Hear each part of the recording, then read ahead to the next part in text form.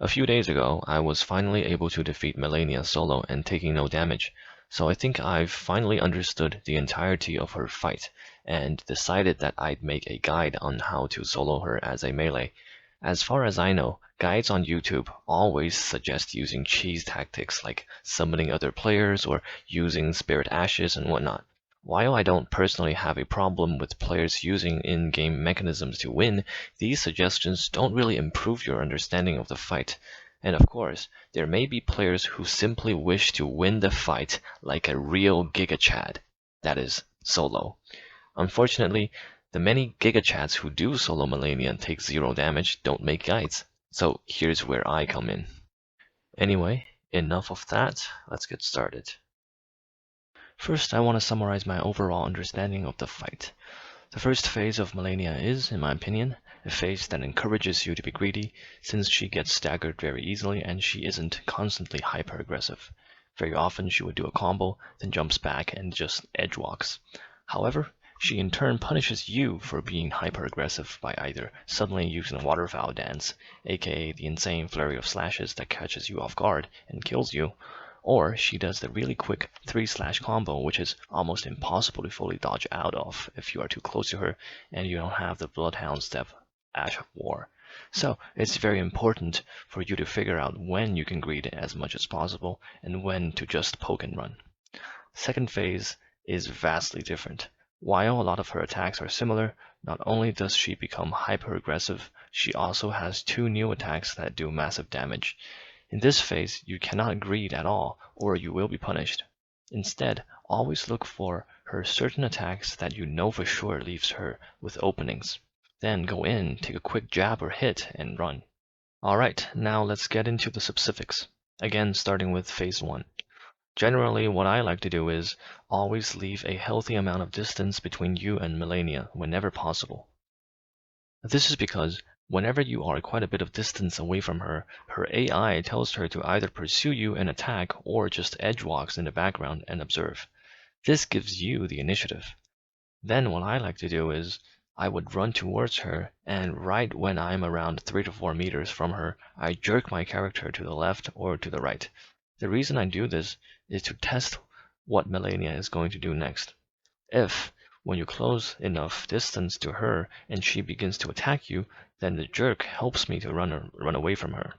This is extremely helpful if she decides to use the Waterfowl dance or the 3-slash combo, which, again, the both of them are very difficult to perfectly dodge if you are too close to her. If she doesn't attack you when you get close to her, then I do one quick running attack and attempt to draw some distance between us once again. Rinse and repeat. Now on to which of her specific attacks you should take advantage of. Here is a list of her attacks that gives her massive openings that I can often sneak in 2 attacks. A very slow upward then downward slash. A gap closer attack with 2 round slashes. A jump poke attack.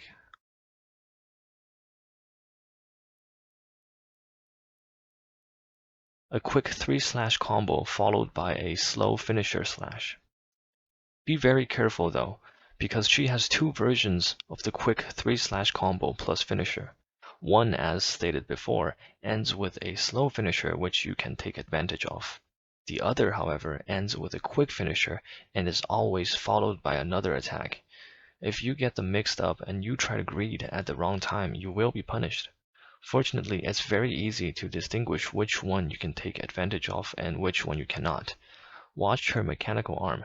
If her arm sparks right before she does the 3-slash combo plus a quick finisher, then she is going to follow it up with one of the 3 following attacks. Another 3-slash combo plus quick or slow finisher, a jump poke attack, or a slide jump slash. Be careful not to get greedy and get hit by these. If you are very comfortable with her attacks, you can play very greedy and land multiple hits. However, if you want to play more conservatively, then only attack when 1. She edge walks and doesn't react to you closing the gap, or 2. Whenever she does one of the attacks that leaves her with obvious openings. Now to the most important question of Phase 1. How the hell do you dodge the waterfowl dance? Unquestionably, this is one of the hardest attacks to perfectly dodge in all of the Soul series. If you panic roll at any time, it will cause your death. So this is where Bloodhound Steps comes in and makes dodging it easy. If you don't know how to get the Bloodhound Step Ash of War, it drops from a Knight Cavalry boss in Eastern Caelid. But first, let's talk about how to dodge it without the Ash of War. Remember how I said I always try to leave a healthy amount of distance between me and her, and that whenever I run towards her, I jerk my character? Well, if when you run towards her and she begins the waterfowl dance animation, run the hell away from her as far as possible. The first set of slashes are almost impossible to perfectly dodge out of with regular rolls.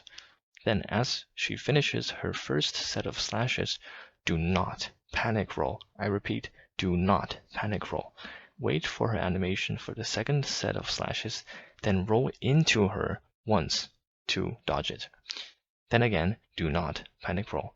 Wait for her animation for the third set of slashes and roll into her again, then immediately roll away from her to dodge the fourth set of slashes.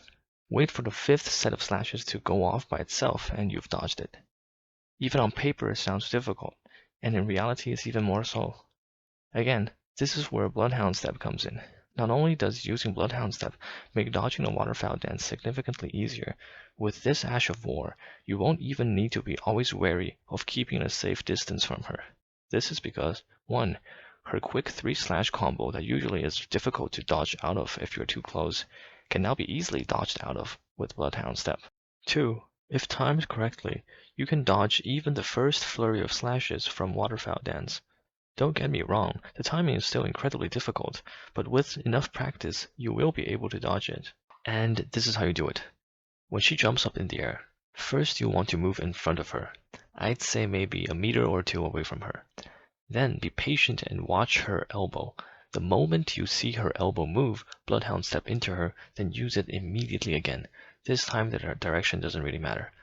After you dodged the first set of slashes, deal with the second and third sets as per usual. Do not panic roll or panic dash. Wait patiently for her attack animation and dash into her to dodge the second set. Then wait patiently again, dash into her to dodge the third set. Usually, this puts enough distance between you and her so the fourth set of slashes won't hit you. However, if your character end up right next to her after you used Bloodhound Step, which could happen, then immediately dash out to dodge the fourth set of slashes. There is a final explosion of slashes that occurs by itself after she's done, so be aware not to charge in too soon, but that's very easy to dodge. If you are using a unique weapon that you cannot apply the Bloodhound Step Ash of War to, the solution is very simple. Find or buy the lightest weapon you can find, perhaps a dagger, give it Bloodhound Step, then just put it in your second right-hand weapon slot. Whenever Malenia uses Waterfowl Dance, just pull that baby out and dash your way to safety. Alright, this is pretty much it for Phase 1. Let's move on to Phase 2.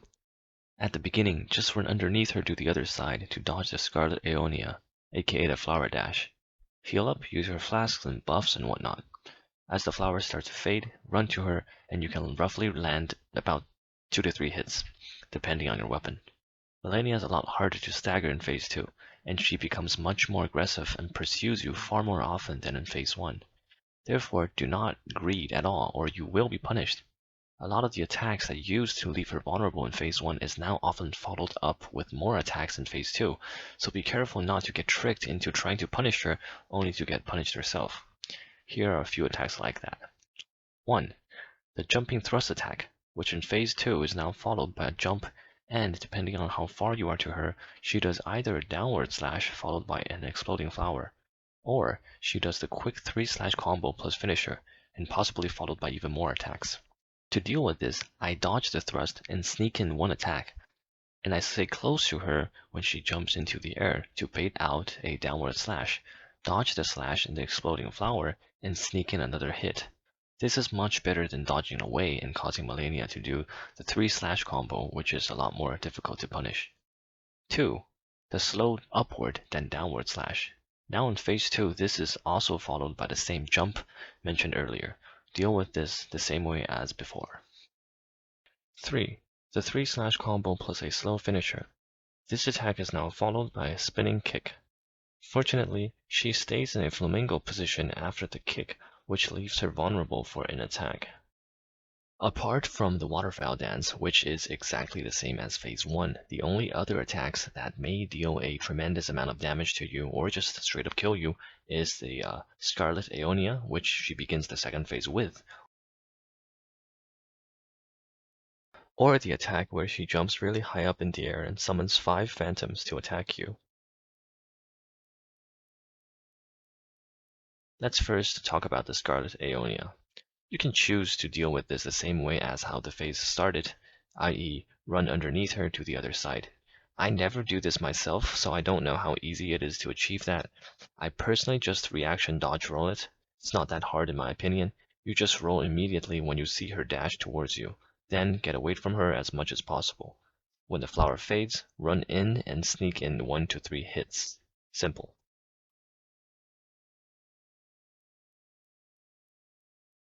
Now onto the phantom attack, which is, in my opinion, a lot more difficult to dodge perfectly. The most important thing about mastering this mechanic is to master the rhythm of the phantoms. It goes something like this. 1, 2, 3, 4, 5, 6, 7. Now 1 and 2 are really easy to dodge, since they are slow and well paced. But 3, 4, and 5 come out so fast and consecutive to each other, it's almost impossible to dodge roll out of all of them. The simple solution is to, again, take advantage of bloodhound step, which I'll be referring to as dashing here. So as you can see, what I did is roll, roll, wait, dash, dash, wait, roll, roll. And there you go. It's not that hard. If you refuse to use bloodhound step because of reasons, then what needs to happen is for the 5th phantom to miss its attack towards you, which if you look carefully is what happened in this clip. As far as I know, rolling clockwise underneath her would do that trick. Also, if you're not naked like my character here, taking a single slash from her phantom wouldn't be that bad anyway. And that's about it. If you can perfectly dodge the Scarlet Aeonia, mostly dodge the Waterfowl dance and the phantom attack, phase 2 shouldn't really be a problem for you as long as you are patient and you don't greed. Hopefully this guide can help you to beat Malenia like a true gigachad solo enjoyer and not a virgin phantom summoning spirit ash using fan. Alright, thanks for watching.